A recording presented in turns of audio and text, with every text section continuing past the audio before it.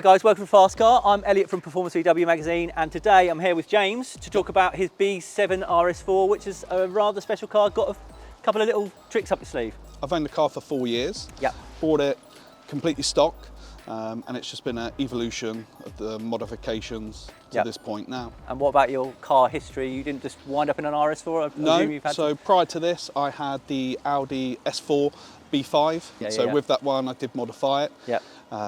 Fitted the RS4 KO4 turbos, different map, injectors, fuel pumps, and that was approximately 550 horsepower. Okay. So it's a nice car, Yep. Very usable with a huge mid-range grunt. Was that an Avant as well, or saloon? Saloon. Saloon, Yeah, okay. it was a saloon. Yeah, yeah. And then it was natural progression, I suppose. Natural progression was to the RS, had a bit of badge MV. So they come naturally aspirated, it's a 4.2 litre standard with 420 horsepower. Yep. This one has obviously been tuned a little bit to make a little bit more. Where did you start with the engine tuning though? Did you do the usual sort of, I know a lot of people stage 2 MRC and whatnot, so did you go down that route? So I had it mapped and the speed limiter removed. It was speed limited, so I had that removed, and then from there just a constant progression with the suspension, the brakes, and then a bit more with the engine after that. And what was the main reasons for going for more power? Peer pressure or anything? There was peer pressure. I've got friends with some powerful cars, and I just wanted to keep up with them. Okay, well, do you want to show us a little bit more what's happening under the bonnet?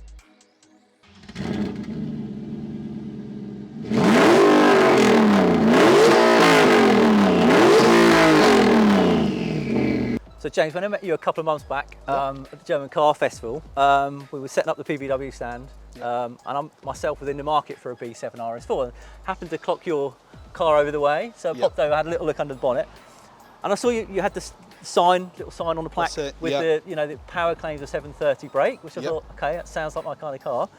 But I had a look under the bonnet, and there wasn't much to see really. I was like expecting supercharger, that wasn't there. Of course, there's not a lot of room for turbos. No. So the most common modification on these engines to get power are the superchargers. Okay.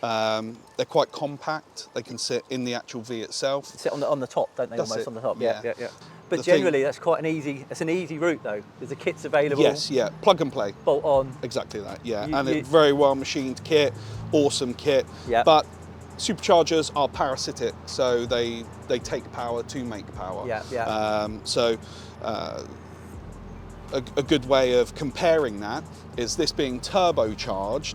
I'm making more power, 730 horsepower, at only 8 pounds of boost against a supercharged. So half the boost of what you'd be running on a more charger. Power. Yeah. So I get the impression you're not the type of guy who likes to make life easy for themselves anyway, James. No, that's it. I wanted to do something different. I'm so definitely a turbo man.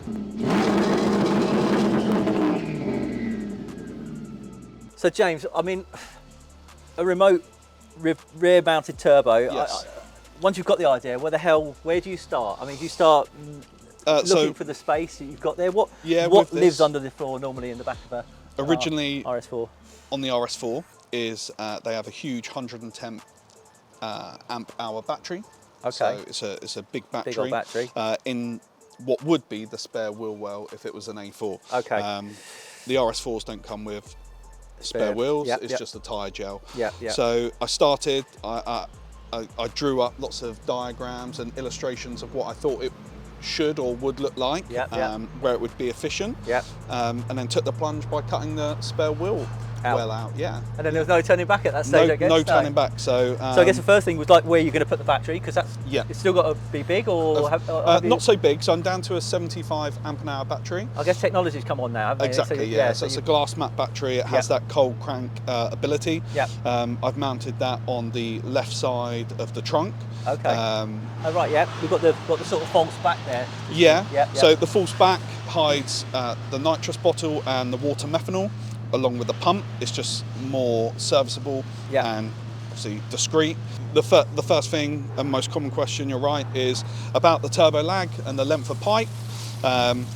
However, when selecting a turbo, there's so many different elements that we can tune out turbo lag.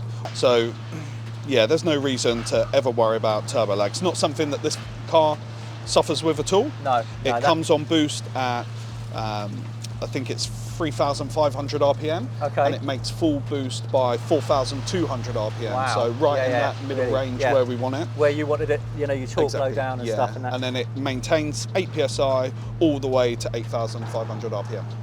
So you've got no ground clearance issues or anything with the... I've lost from the front around about an inch to maybe an inch and a quarter. Okay, but you're not running silly low. No, it's not. It's on Bilstein coilovers. Yeah. It's at a usable height. It gets driven. Yeah. Every now and then, if the road compresses enough, then it may scrape a little. But hey, it's a small price to pay. exactly, yeah, for sure. I'm right in thinking that you did all of the work, or the majority of the work here yourself, from the R&D to you know, from sketching it out to reality. Yeah, so absolutely everything.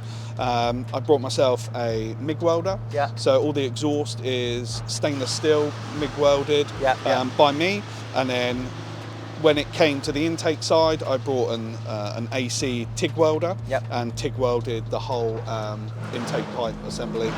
So the turbo, what spec is the turbo? It's precision turbo. Yeah, isn't it? so 102mm intake precision turbo. With a 76mm turbine.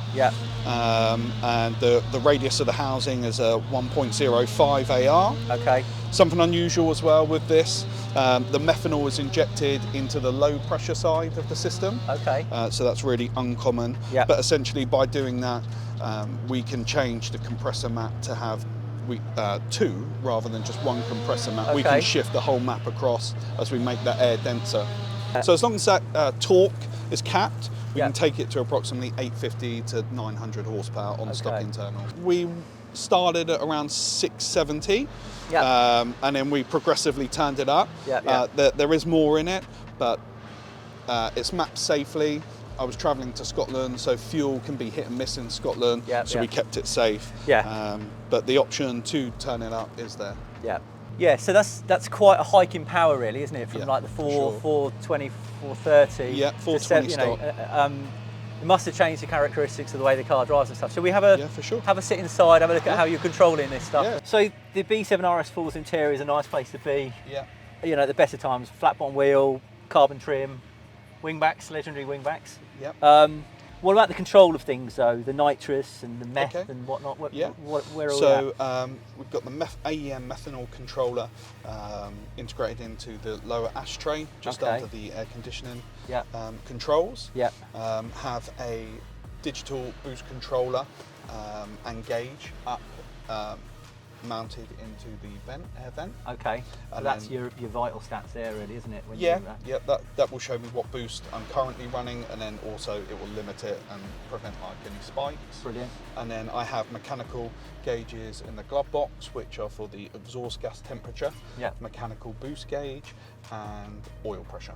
So do you need to keep an eye on them all the time, or is that mainly if you go, you know, you're on a bit of a enthusiastic run or something? Yeah, a bit of a run, just to make sure that the exhaust gas temperatures don't get too high. I always like to monitor the oil pressure as well, so make sure that the turbo's getting the correct pressure.